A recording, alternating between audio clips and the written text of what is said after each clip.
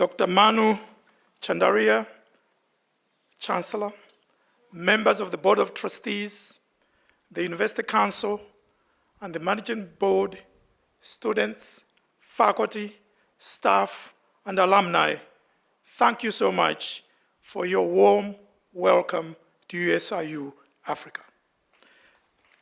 I feel deeply honored and humbled by the trust and opportunity you have bestowed upon me to join this exceptional university and contribute to its future growth as a center of teaching and learning, scholarship, and public service. Our chief guest, Cabinet Secretary, Dr. Matiang, the Chief Justice, Dr. Mutunga, distinguished guests, friends, family, and fellow Vice Chancellors, thank you for coming to grace this special occasion as we celebrate USIU Africa's remarkable history, open a new chapter, and commit ourselves to its future. I'm deeply indebted to the enduring legacy left behind by Professor Frida Brown. She has been incredibly generous and gracious with her support and advice since I joined USIU Africa. Her work over the last 2 decades was phenomenal. The university is what it is today, an institution with world-class academic programs, facilities, faculty, staff, and students because of her extraordinary vision, leadership, energy, and passion to building, quote, a premier institution of academic excellence with a global perspective, end of quote. These are the attributes that attracted me to USIU Africa and make the university an institution of choice for thousands of students, staff, and faculty. During the past 3 months, I've come to appreciate more keenly what makes this university so special. I'd like to single out 4, namely,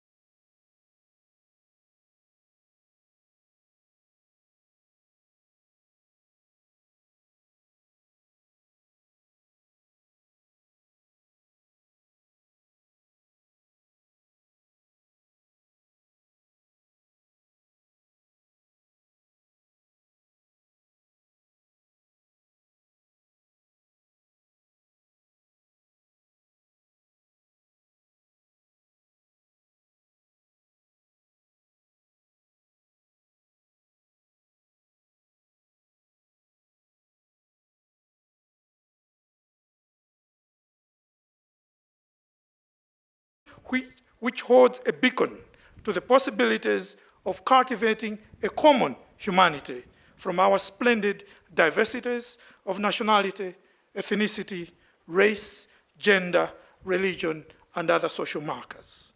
In an age when conflicts in one part of the world are radically altering societies thousands of miles apart, our multiculturalism has yielded and cemented strength in diversity, a strength that is so essential, not just in this city or country or continent, but everywhere in the world, where being different is considered poisonous.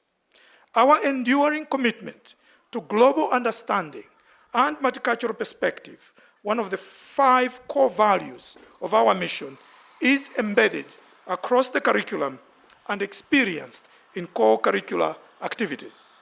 When I was invited to join a Malawian student dance troupe during the Cultural Week Festival a few weeks ago, I was dancing not just to celebrate rhythms from my youth, but the very freedom of self-expression that our different cultures do not drive us apart, but bring us together. This is the Africa I cherish, the Africa and the world we all should aspire to nurture.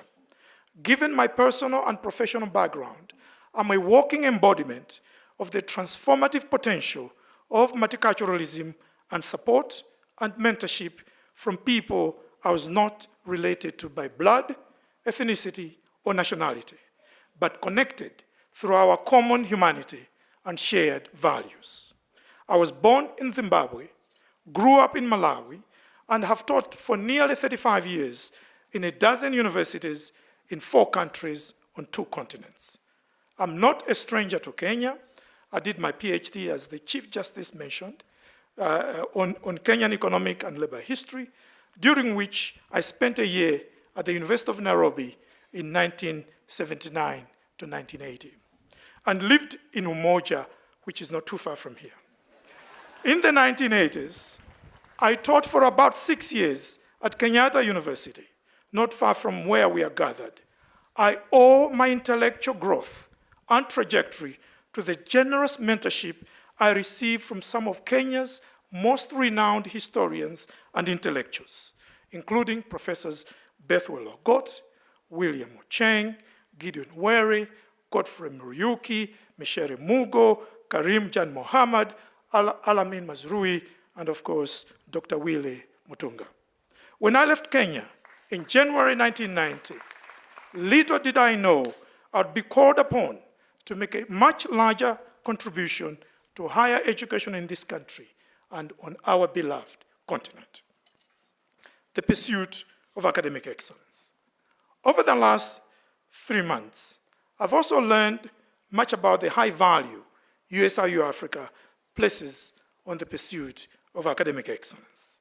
The university seeks to promote higher order thinking among students, the ability to collect, analyze, and evaluate information and formulate conclusions.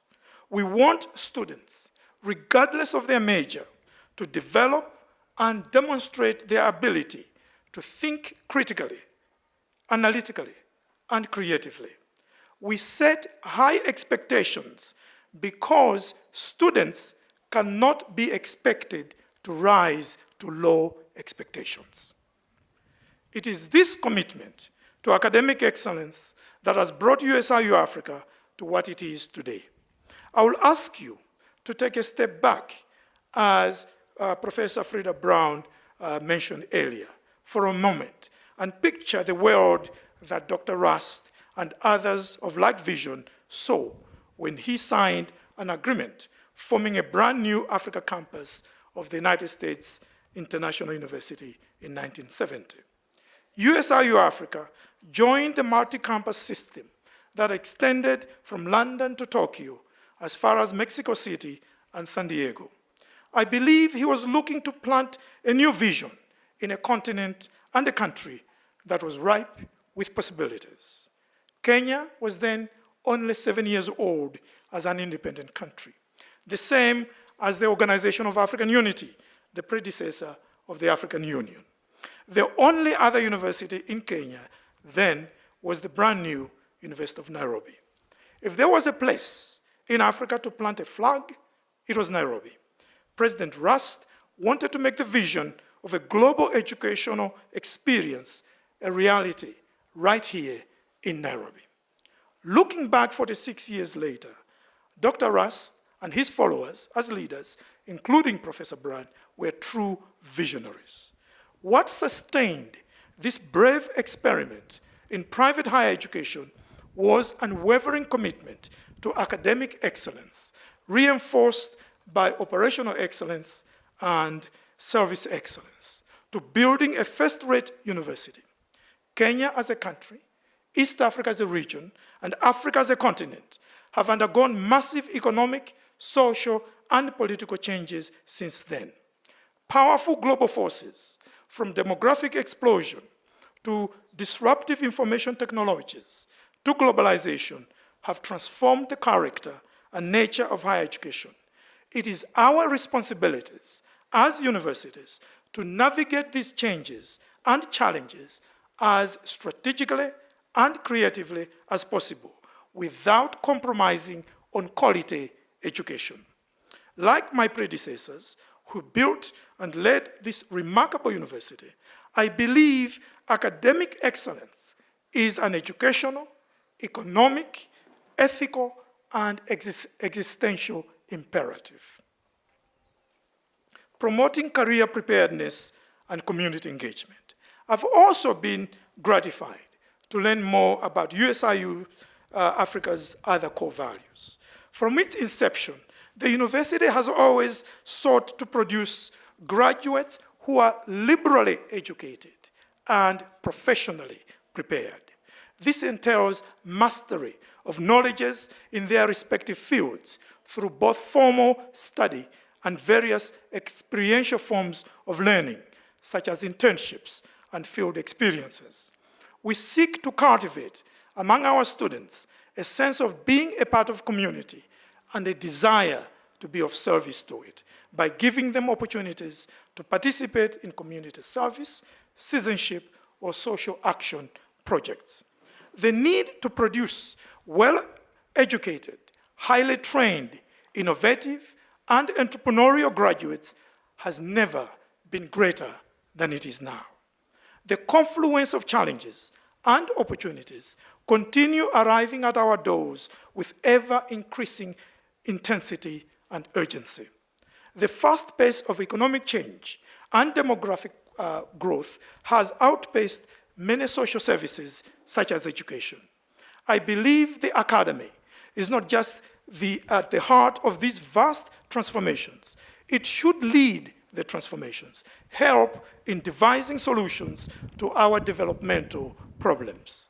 Many of the ills facing our continent, so eloquently covered in the local and international media, have been and continue to be researched right on our campuses.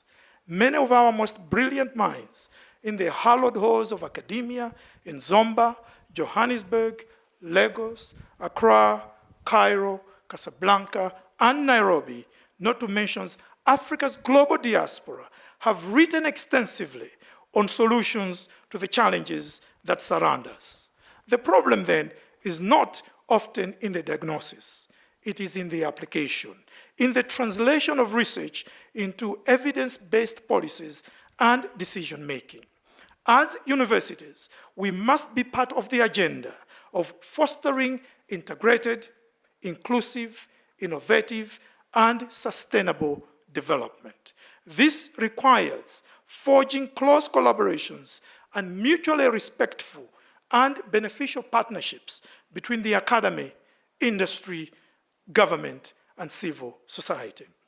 As a rising Africa renegotiates its place in a world of declining Western influence and increasing economic dominance by the emerging economies, many of whom are found in Africa, it behooves us to lead the way in deciphering how, when, and where those important forces can be harnessed for the benefit of all, for the masses of Africans. As the 21st century unfolds, both Africa and higher education will become more important than ever.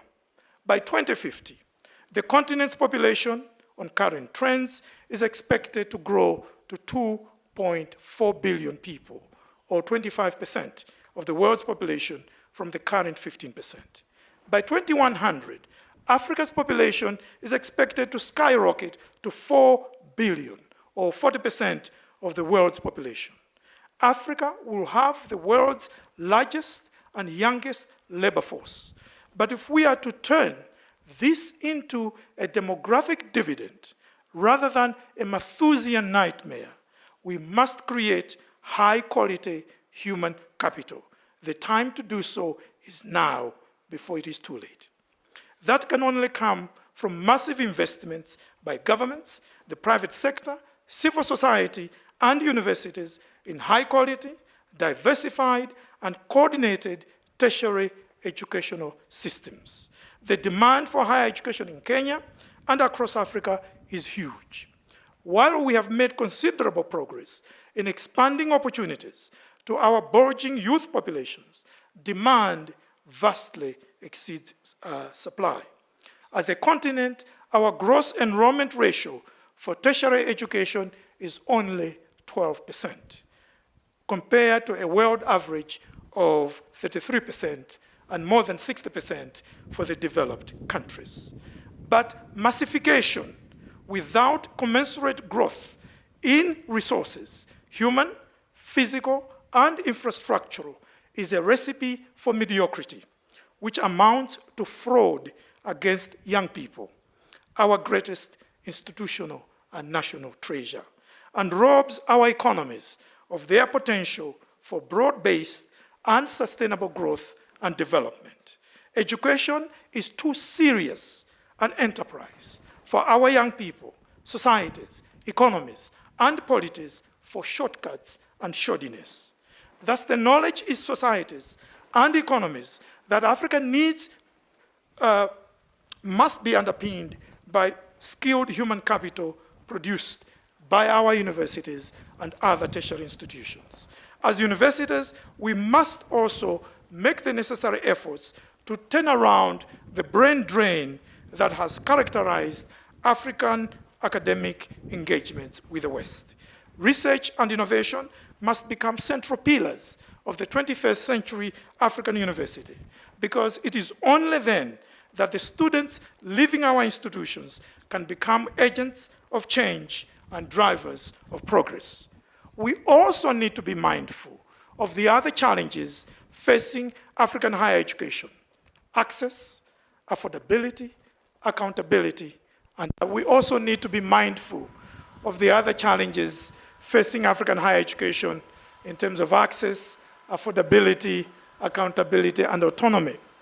Universities need both institutional autonomy to innovate and accountability to the public that they are producing high-quality graduates for today and tomorrow, and for an increasingly transnational world. Universities do this well when they prepare students for lifelong learning, which entails cultivating intellectual curiosity, creativity, and integrity. Such learning is difficult to measure. Many of today's jobs were not there 20 years ago. The jobs our students will do over the next 40 years of their active working lives have yet to be invented. Universities perform best and contribute most to the common good when they are allowed to be accountable both to the present and to the unknown future, by being centers of serious inquiry and exploration, of research and critical thinking, creativity, and innovation.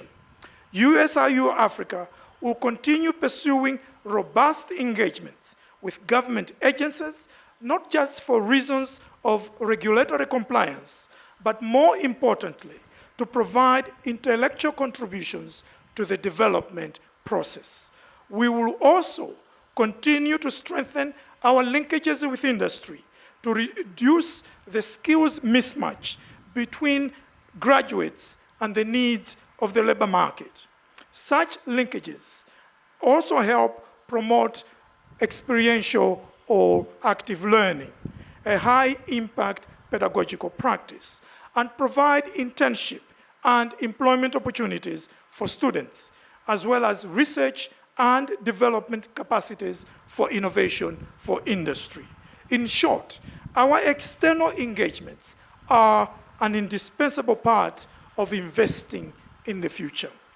In conclusion, our commitment to a culture of robust strategic thinking is also something that has impressed me tremendously about USIU. I am fortunate that I joined USIU as the university was in the process of completing the new strategic plan and institutional review for the Kenyan Commission for University Education. From the plan and review, I've learned much about the university's past achievements, present status, and future ambitions. Rarely does an institution get an opportunity to have an outgoing vice-chancellor draft a strategic perspective reflective of the constituents' expectations and have the new vice-chancellor interrogate it with the goal of enriching it with his aspirations for the university. Our strategic plan for the next 5 years was developed through a collaborative and inclusive process that involved all the university's constituents, students, staff, faculty, board, and alumni. Befitting USIU Africa's unique and inspiring history, it is a bold plan overarched by 5 goals. First, to provide globally competitive and innovative academic programs incorporating research and co-curricular activities for holistic education. Second, expand and efficiently manage the university's financial and human resources to meet its capital and operating requirements. Third, improve human resource management using best practices. Fourth, expand, maintain, and optimize use of physical facilities and technology. Fifth, increase visibility and enhance quality services to internal and external customers. As your Vice-Chancellor, I commit myself to the implementation of our new strategic plan as we continue on the noble journey of providing the people of Kenya, East Africa, the continent, and the world the best education available in an innovative, rigorous, and transformative way. I believe in our future because I believe in the talents, spirit, and passion of our students, faculty, and staff, because of our demonstrated capacity in the past to realize the dreams that may have initially seemed outlandish. I'm confident we will attain the bold future we have set for ourselves to build on our strengths, cognizant of our challenges and opportunities, and take our fine university to new heights as an institution that provides education that takes you places. The Africa of 1970, when our university opened its doors, and the Africa of 2016 do share a very significant fact, that this continent is still a continent of promise, a continent of possibilities, endless possibilities. Thank you.